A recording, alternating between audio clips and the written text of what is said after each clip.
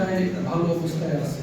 কিন্তু আমি মনে করি যে আপনাদের মতামতের প্রেক্ষিতে এবং আপনাদের মূল্যবান যে অবজারভেশনগুলি দিলেন, এর প্রেক্ষিতে সামনের দিনগুলিতে নড়াইলের আইন শৃঙ্খলা আরো উন্নয়ন হবে বলে আমি বিশ্বাস করি।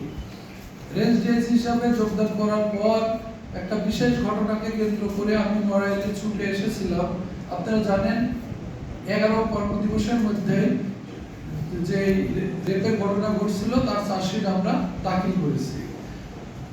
এটাই আমাদের কর্মতৎপরতা এবং আপনাদের প্রতি আমাদের যে কমিটমেন্ট তার একটা পরিচয় বহন করে বলে আমি মনে করি। আপনারা এখানে কয়েকটি বিষয়ের প্রতি আলোকপাত করেছেন, সেগুলি আমি নোট নিয়েছি। আমি দেখছি যে চুরি, ছিনতাই, মাদক এই বিষয়গুলি আপনারা গুরুত্ব দিয়েছেন।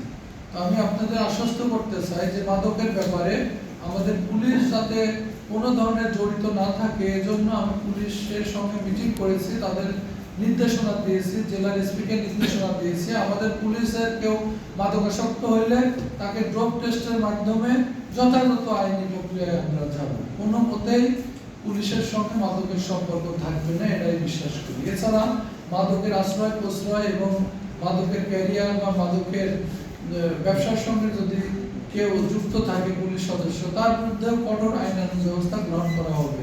আপনারা জানেন যে মাদকের ক্ষেত্রে মাদক দ্রব্য নিয়ন্ত্রণ অধিদপ্তর তাদের একমাত্র কাজই এটা। আপনারা তাদেরও সোচ্চার করতে পারেন।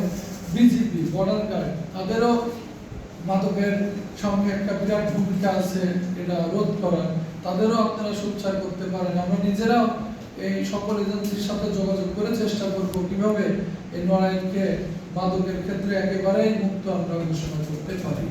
এরপর আমি সম্পত্তি সংক্রান্ত অপরাধ, চুরি, ডাকাতি, দস্যুতা, ছিনতাই এই বিষয়গুলি গুরুত্ব আরোপ করি এবং অলরেডি আমার পুলিশদের আমি নির্দেশনা দিয়েছি যে যাতে এটা রোধকল্পে পেট্রোলিং ব্যবস্থা জোরদার করা যায়, আমাদের দৃশ্যমান পুলিশিং যেটা সেটা জোরদার করা যায় এটা বলেছি। এবং আপনারাও বলেছেন যে আমাদের বিট পুলিশিং যাতে জোরদার করা হয় এবং শহরের পেট্রোলিং যাতে জোরদার করা হয়। আমি নির্দেশনা দিচ্ছি আমাদের নড়াইল জেলা পুলিশকে, অবশ্যই এটা বৃদ্ধি করা হবে।